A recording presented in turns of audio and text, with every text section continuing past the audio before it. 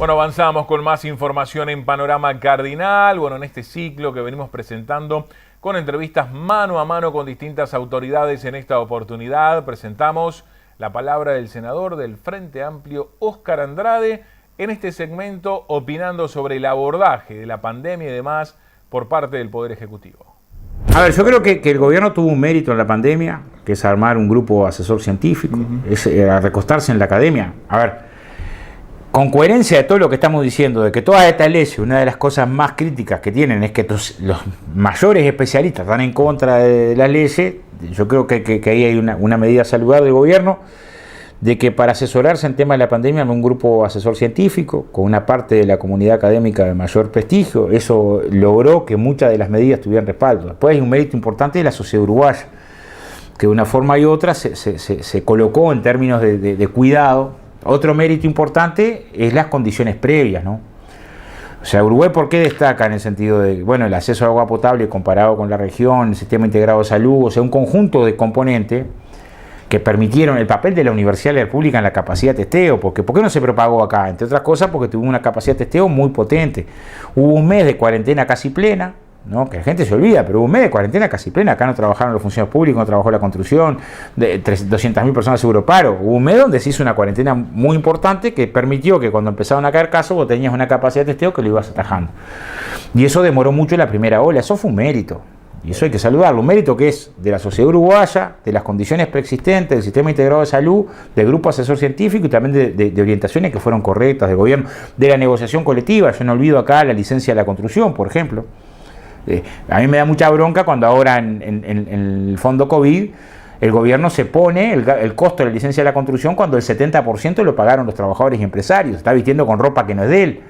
Después que denunciamos esto, puso un chiquito abajo, un asterisco que dice, lo pone como que lo puso él, y después abajo pone un asterisco que dice, el 70% no lo puse. Bueno, sacá el 70% que no pusiste, porque estás diciendo que gastaste plata que no gastaste, y eso no está bueno, porque en definitiva, el trabajador de la construcción sabe que una parte de la financiación importante fue de las empresas y otra del trabajador. Pero más allá de eso, que es un detalle casi que de información, lo que digo es, en ese plano yo creo que hubo aciertos en los primeros meses de la pandemia. Después, con algunos errores. A mí me preguntás cuál es el error principal del gobierno en la gestión sanitaria. Uno de los principales es que cuando la ola viene, la ola esta noviembre-diciembre, era el momento de licenciar la población con mayor comorbilidad. Toda. El trasplantado, la compañera que está embarazada, la persona con diabetes, el asma crónica más grave. Si vos tenés una parte de la población que se infecta, se contagia, no es una infección, se contagia muere, bueno, esa es la parte de la población que tenés que proteger. Sobre esto hicimos un proyecto de ley, lo discutimos con las demás bancadas, se envió como minuta de comunicación, lo intentamos incorporar a las propuestas cuando se discutió el tema de la reglamentación del derecho a reunión, no tuvimos respuesta. Y en esto toda la comunidad académica estaba de acuerdo. Antes de trabajar en el articulado, lo discutimos, se lo llevamos en mano al ministro de Trabajo. En un momento le dijimos, mira, que sea tuyo el proyecto, no nuestro. Estas son presentarlo, iniciativa del Poder Ejecutivo. No queremos ni siquiera aparecer en el texto de él. Pero sí nos parece que tenemos que proteger, porque no importa de quién es la iniciativa. Bueno, ahí creo que se cometió un error. Y Uruguay sigue hoy obligando a hacer trabajar a una parte de la población que sabemos que si se contagia puede morir. Bueno, me parece ahí tenemos una diferencia muy notoria en el sentido de que esa parte de la población se tendría que licenciar. Un segundo elemento que tenemos diferencia es en los protocolos de salud y seguridad en el trabajo. O sea, hay algunos protocolos que son muy débiles. No, mira el comercio, por ejemplo. El comercio tiene un montón de pide. Sería bueno que se pudiera desinfectar. Se exhorta a que hubiera implementos. Se pide, pero no se obliga. Entonces, cuando pedís cosas pero no las obligás, mañana viene la inspección, mira el protocolo y en realidad no tenías obligación. Bueno, parece que ahí hay que tener protocolos más rigurosos. Segundo, inspecciones más rigurosas. 50-60% de incumplimiento laboral es mucho. En donde está la fuente principal de los contagios. Fuente principal de los contagios en el trabajo. En segundo lugar, la intrafamiliar y lo educativo. O sea, ahí está la fuente principal de los contagios. Entonces tenemos que ahí está la fuente principal de los contagios, tenemos que ajustar las tuercas. ¿En qué? Sanciones más gruesas, sanciones mayores, mayor fiscalización, dar fiscalización social, que un trabajador pueda definir que una tarea está detenida porque no hay implemento, que mientras la tarea está detenida el trabajador tenga el jornal a la orden, cosa de generar condiciones de que si en una fábrica, los frigoríficos, hemos visto, a mí me tocó muchos años recorrer los frigoríficos, lugares donde no se cumple nada o se cumple parcialmente. Bueno, si vos generás que el trabajador tiene posibilidad de clausurar la tarea con el jornal a la orden, no tengas duda que la desinfección de los baños, los implementos de seguridad van a aparecer. Ahí nos parece que tenga sido mucho más riguroso. Hasta en las campañas de sensibilización. Uno escuchaba las campañas de sensibilización, decían que eran correctas, ¿no? Vos tenés que usar el tapaboca, usted tenga distanciamiento. Y la parte de controlar los protocolos en el trabajo. De que se cumpla que el vestuario esté en condiciones, que tengan los implementos, que tenga alcohol en gel, que tenga. Esa parte, ¿por qué no también comunicamos? Ahí yo creo que hay un gran prejuicio ideológico de un gobierno que le cuesta mucho al sector empresarial colocarle límite. A este sector empresarial que se lo habilita ahora, que pueda falsificar documentos y tenga menos sanción, que pueda reclamar menos tiempo, creo que ahí las señales son equivocadas. Y después sí tenemos una diferencia sustantiva, importante, muy grande, con las medidas económicas. Uruguay no merece, los uruguayos no merecemos estar en el último país, en el último lugar, en el último escalón de los países en relación de cuánto invertimos social y económicamente para atender la pandemia. Porque vos decís, es cierto que Uruguay no estaba jodido. Hay países que estaban mucho más jodidos que Uruguay que precisaban mucho más. Un mes, 2 meses, 3 meses y se me entró a complicar y se entró a complicar cada vez más.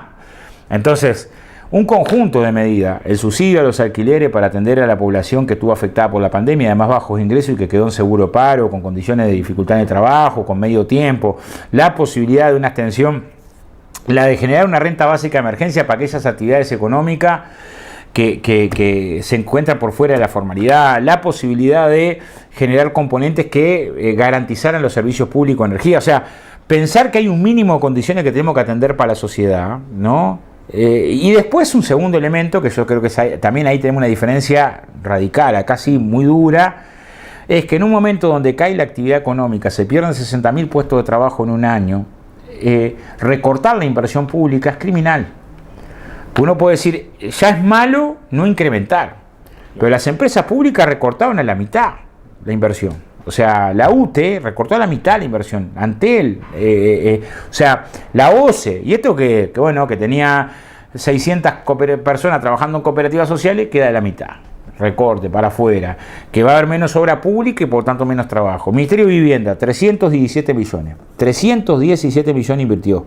¿Cuánto invierte ahora? 187. Bueno, por eso que no se llamó sorteo cooperativa de FUBA, muchas no se escrituraron. Y vos vas a salir de esta crisis sin que el Estado juegue.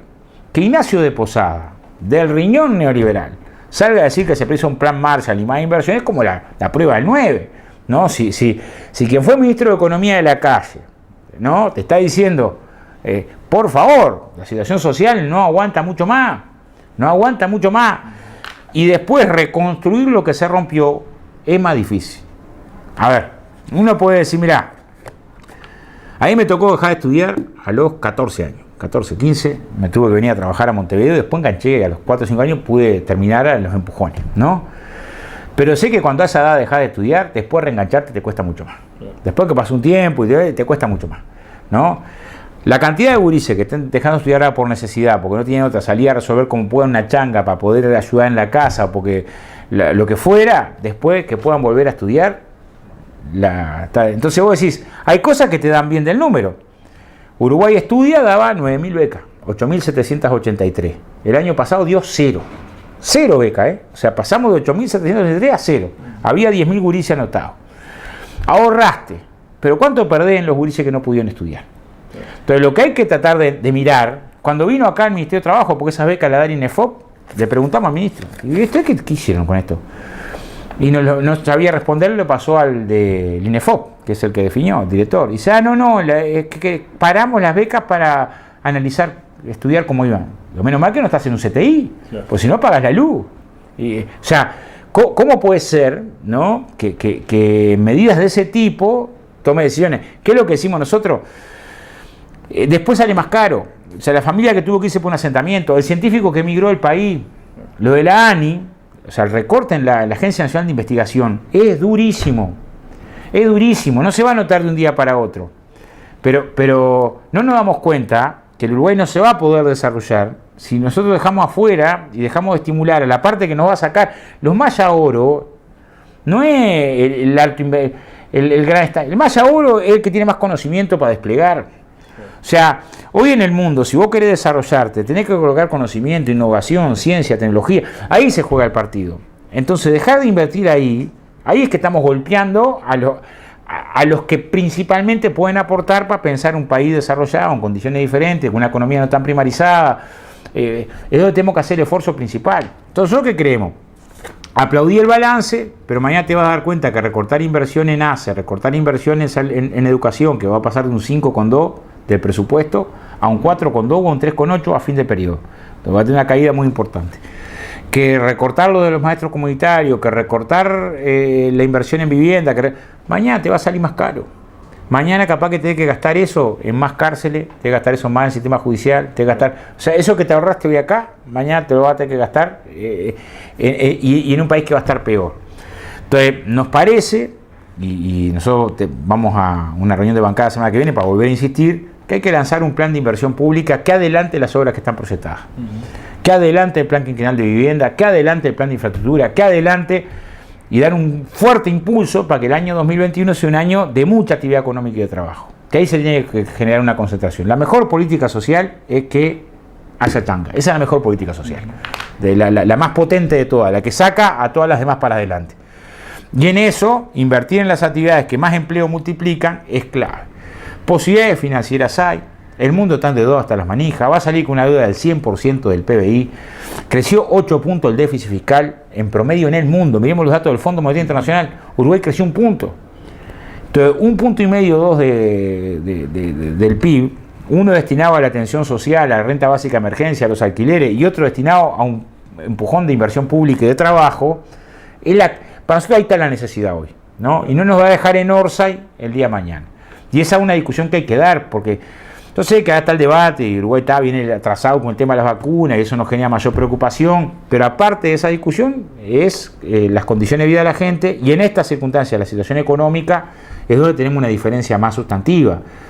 O sea, ¿cómo podés tener un ministro de Economía que se alegre cuando en el país hay 40, 50 mil uruguayos que están comiendo en olla popular como pueden? O sea, ¿cómo podés festejar un número? ¿No? Cuando además la caída de la economía pronosticaba una caída del 3 y pico, se fueron a casi 6, ¿no? Y parte de la caída de la economía es que si vos no invertís y no hay actividad económica y no hay trabajo, y bueno, se entra a achicar todo, ¿no? Se entra a contraer todo, y esa tendencia, si se consolida, sería dramático, ¿no? Muy bien. Avanzamos con más información en Panorama Cardinal, entrevista central en esta oportunidad hablando de la ley de urgente consideración, de la recolección de firmas para generar un debate sobre 135 artículos de la LUC.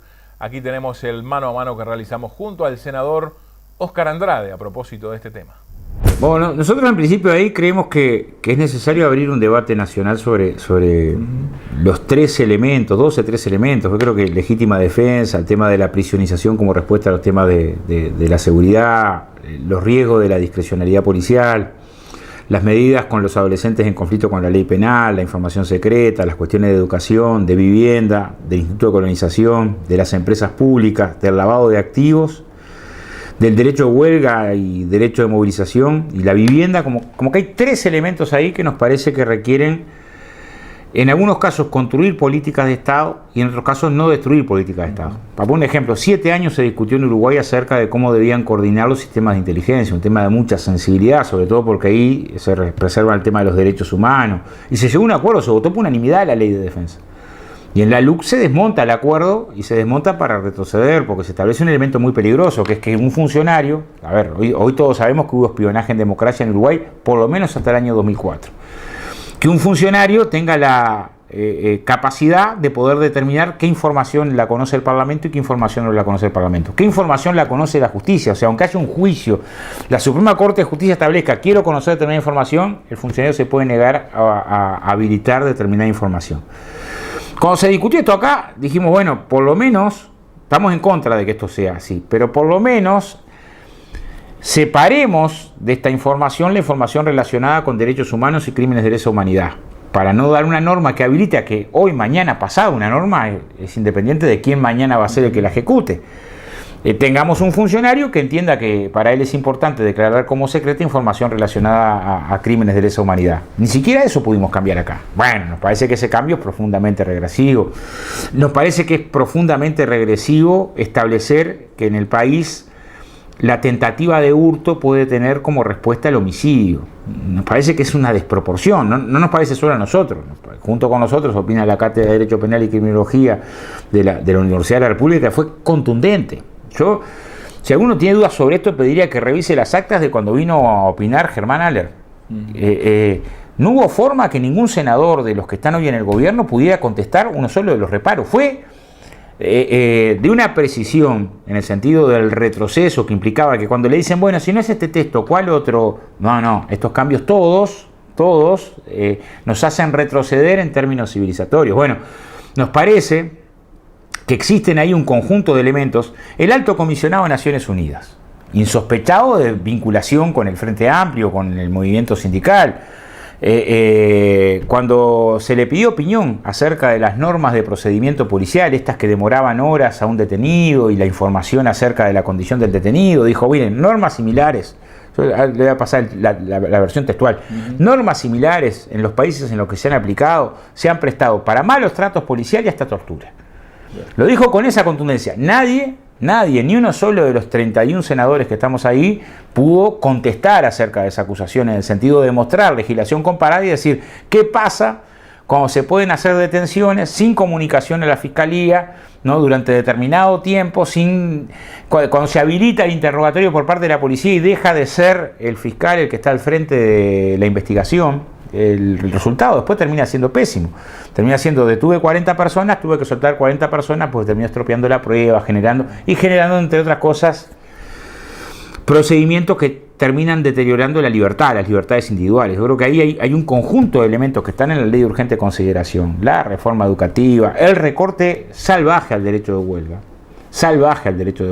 O sea, como está redactada, el derecho de huelga puede establecer que cualquier actividad, una obra en construcción está en huelga. La huelga la votaron el 100% de los trabajadores de esa obra. El motivo es el más legítimo, no les pagan el sueldo, despidos arbitrarios, no cumplimiento del convenio. Bueno, hay un trabajador que no es de esa obra. Trabaja para una empresa que produce puertas y ventanas para esa obra en construcción. Alcanza con que este trabajador diga, bueno, la huelga de esa obra me está generando dificultades a mí, yo no soy huelguista, y la ley dice así. La huelga nunca podrá poner en tela de juicio el trabajo de un no huelguista, ¿no? Esa huelga pasaría a estar prohibida. Es una salvajada. El Instituto de Derecho Laboral, cuando llegó, dijo, miren que puede generar una interpretación amplia, pero restrictiva, amplia en el sentido del alcance y restrictiva en el sentido del derecho, puede violentar un derecho humano fundamental como el de la huelga. Y no hay posibilidad de defender los derechos de los trabajadores si no es con sindicato, negociación colectiva y derecho de huelga. Son como tres pilares muy importantes para defender los derechos de los trabajadores. ¿Qué pasa con los derechos de los trabajadores cuando estos derechos se recortan? Bueno, qué duro que es para el Instituto de Colonización que se le recorte la esencia del instituto y que se establezca que el colono puede no trabajar la tierra ni vivir ahí. Es como ir en contra de la esencia de lo que es colonización. O cómo, habiendo tanta preocupación por la seguridad, y nosotros compartimos la preocupación por la seguridad, todos los expertos que recorrieron, Leonardo Costa, secretario personal de Valle en su gobierno, nadie lo puede vincular a la izquierda, sostuvo que los cambios colocados en materia de los controles al lavado de activos fomentan el lavado de activos del narcotráfico, del tráfico de armas y de la trata. Y que además colocan al Uruguay en condiciones de que los organismos internacionales que controlan el lavado de activos nos pongan en las listas grises o en las listas de países que favorecen el lavado de activos. Entonces, ¿cómo puede haber un discurso coherente con respecto a la seguridad y resulta que el crimen de cuello blanco, de los más pesados, que es el lavado de activos que vincula el sistema financiero con la cabeza de las actividades delictivas, tomamos medidas que alivian los controles? En opinión de todos los expertos que recorrieron la comisión, dijeron, miren, no vayan en esta dirección. Entonces, ¿qué encontramos en la ley de urgente consideración? Una sistemática acción política que va en contra de la opinión de los especialistas. Legítima defensa en contra de la opinión de los especialistas en materia de derecho penal. medidas de procedimiento policial en contra de todos los especialistas en materia de derechos humanos nacionales e internacionales, medidas sobre las cárceles en contra de los especialistas en materia del sistema carcelario, que nos dicen esto que parece más a venganza que a un razonamiento, que es que el que está privado de libertad y trabaja y estudia se le deje de bonificar con la pena, ¿no? Y yo sé que esto a veces cae muy bien en la sociedad. Estuvo preso, que no se le rebaje la pena por trabajo y estudio. Si no estimulamos el trabajo y estudio de la persona que está presa, no solamente terminamos perjudicando a esa persona que está presa cuando sale, sino si no se logra reinsertar en la sociedad, terminamos perjudicando al que afecta a esa persona cuando sale. Hay una fundación que trabaja con el patronato que nos decía, no solamente lo salvo a él, salvo a él y salvo también al que él iba a afectar. Y no nos damos cuenta que ahí se juega una parte del partido. Bueno, en contra de la opinión de los especialistas avanzamos en el sentido del sistema carcelario. En contra de la opinión de los especialistas avanzamos en materia de educación, donde toda la comunidad educativa nos dijo lo grave que es resentir la autonomía en la educación. A veces lo que no estamos en el palo no nos damos cuenta. Pero por primera vez Uruguay no va a tener en cuenta la opinión de los docentes a la hora de definir las políticas educativas. ¿Por qué? Porque tenemos el Consejo de Educación Primaria histórico que tenía 3 patas desde la época de Varela, de lo mejor del vallismo, que es colegiado, con participación de los maestros y autónomo. O sea, los maestros tenían, que eran electos ahí, también eran electos por una mayoría del Codicen, donde estaban integrados también los docentes. Y esto es muy importante porque si la educación deja de tener autonomía y pasa a guiarse por lo que define el gobernante circunstancial, imaginémonos Brasil. Gobierna un presidente electo muy democráticamente, tuvo los problemas que tuvo Brasil, pero Bolsonaro. Bolsonaro dice que no existe calentamiento global. Bolsonaro salió a decir que la pandemia era una gripe simia, ¿no? Imaginemos la investigación médica teniendo que subordinarse al pensamiento del gobierno que le diga, no, esto es una gripecina, ustedes acá no se molestan, no investiguen. El calentamiento global no existe, porque Bolsonaro dice que no existe. La desigualdad de género, Bolsonaro dice que no existe. Entonces, ciencias sociales no investiga sobre desigualdad de género. O sea, sería un retroceso. Bueno, Trump, otro gobernante que llegó al gobierno diciendo cosas más o menos parecidas igual que Bolsonaro. Entonces, la autonomía en la educación, ¿por qué siempre se defendió tanto desde la educación? Porque dicen, no podemos estar subordinados a que vengan y nos digan cambie de humor lo que se pierde es mucho más importante. Bueno, es un retroceso que nos parece muy grave. Que la ANEP y la UDELAR pierdan peso en la dirección de la educación nos parece grave.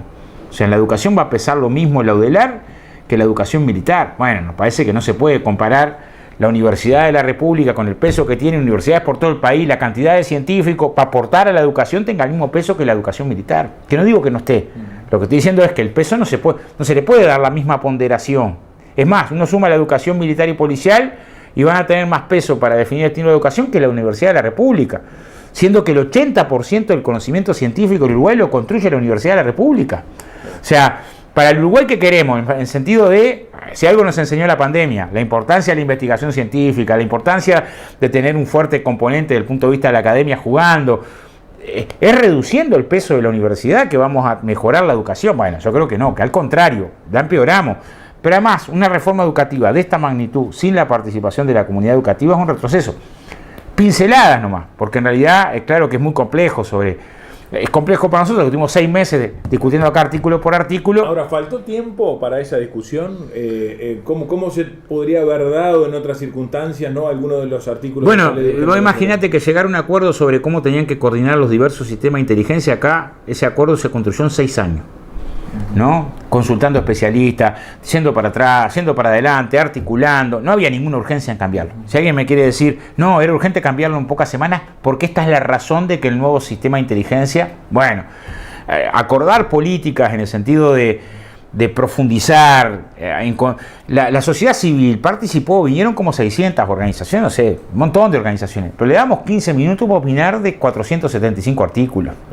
Cualquiera puede darse cuenta que uno llega acá y dice, tenés 475 artículos de la ley de urgente consideración que abordan toda esta problemática. Te vamos a escuchar durante 15 minutos. Bueno, no hay manera, por mayor esfuerzo que se pueda hacer, pero no hubo manera. Yo creo que si se discute honestamente, siquiera para los legisladores, El que más haya querido trabajar sobre la ley de urgente consideración encontró dificultades, y tanto es así que se cambiaron 6, 7 veces el articulado y hasta último momento, y muchos se terminaron cambiando en el presupuesto porque quedaron mal redactados. O sea, legislar de esa forma, el día que entró el proyecto a la sesión definitiva, todavía teníamos artículos que estaban relacionados a leyes que no existían, lo que era un papelón. Ver venir al secretario de Deportes a decir, yo no me consultó nadie sobre todo el capítulo de Deportes, estoy en contra de todo lo que dice el capítulo de Deportes, del mismo gobierno, o ver al secretario de Presidencia diciendo, este capítulo entero es inconstitucional, hay que sacarlo porque no se puede incorporar, no es materia por una ley de urgente consideración. O sea, hubo mucho apuro de temas importantes pero no urgentes. Ninguno de los temas que trataba la ley de urgente consideración era necesario resolverlo de manera inmediata. Sí son importantes, el derecho de huelga cómo no va a ser importante, la educación es importante, la vivienda es importante.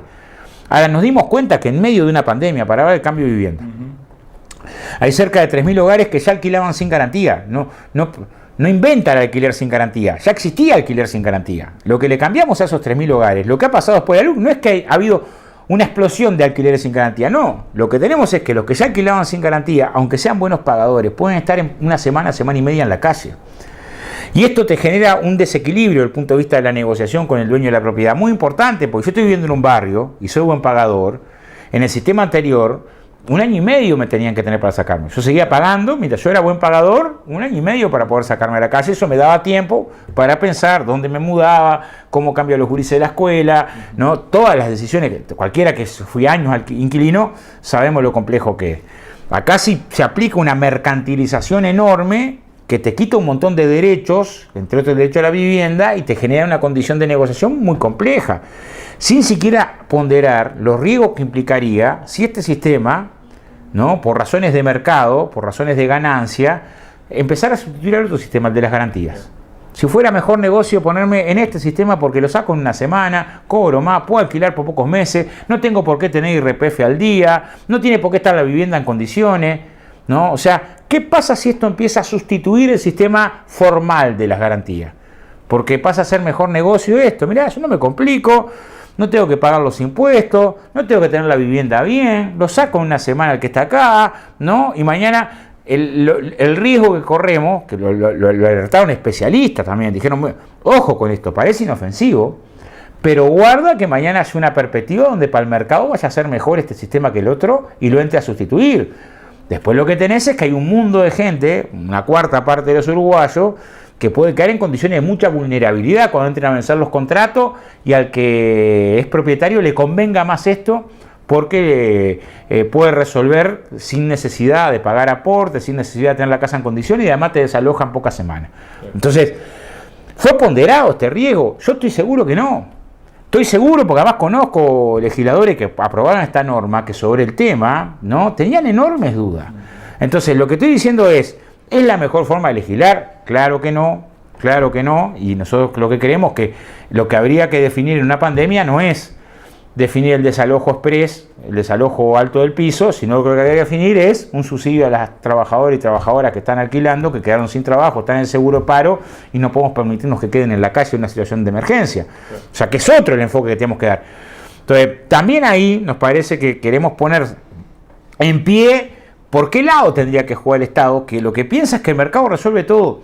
Y si algo nos muestra la pandemia de manera cruel, ahora lo está demostrando con las vacunas. Mundo rico tiene muchas vacunas, mundo pobre no tiene vacuna, o accede tarde, o como puede, ¿no? Mundo rico, atención sanitaria, mundo pobre, el mercado buscándote, te multiplicó por 10 los precios de los tapabocas doble filtro, que los usa el personal médico un día para otro. O sea, la lógica mercantil, cuando hablamos de temas de derecho y salud, educación, vivienda, son derechos, ¿no?, que tenemos que privilegiar, que tenemos que proteger, que tenemos que hacer esfuerzo por garantizar. El mercado lo que genera es esa debacle. Entonces, cuando nos está demostrando eso la sociedad, yo tengo una relación de amistad con Graciela Ugart, la directora de Clínica, y los pelos, porque la universidad hizo un esfuerzo enorme para atender las circunstancias de la pandemia, y el proveedor de tapabocas esto doble filtro le pasó a multiplicar por 10 el precio, ¿no? Sin importarte que estabas en medio de una emergencia sanitaria, sin importarte, valen 10 veces más caro, lo compraste y quedas sin tapabocas.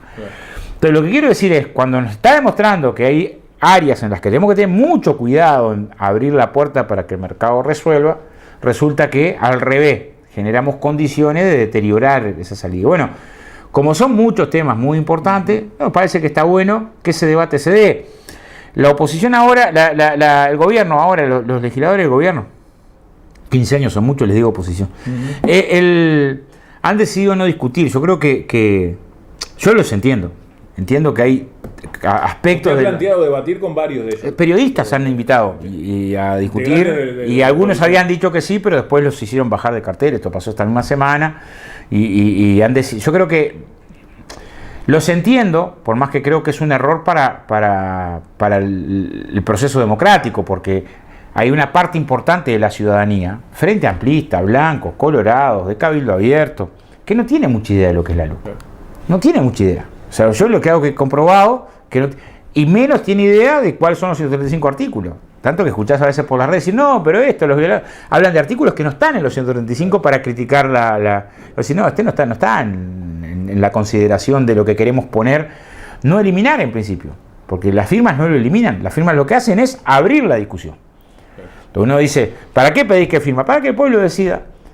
O sea, ¿nos parece bien que la respuesta a la tentativa de hurto sea el homicidio? Bueno, que vale más cualquier propiedad, cualquier bien patrimonial, cualquiera sea una bicicleta, un monopatín, aunque no haya agresión, ningún intento de agresión, así lo dice aparte de manera expresa, que la respuesta pueda ser el homicidio, bueno, que lo define el pueblo uruguayo, porque es una decisión demasiado importante, es como reinstalar la pena de muerte. Entonces hay gente que está a favor, ¿no? Pero hay una posición filosófica muy humanista que dice, no, el Estado no puede matar, ¿no? No puede ser la solución. Y eso no te pone a favor de los crímenes más atroces.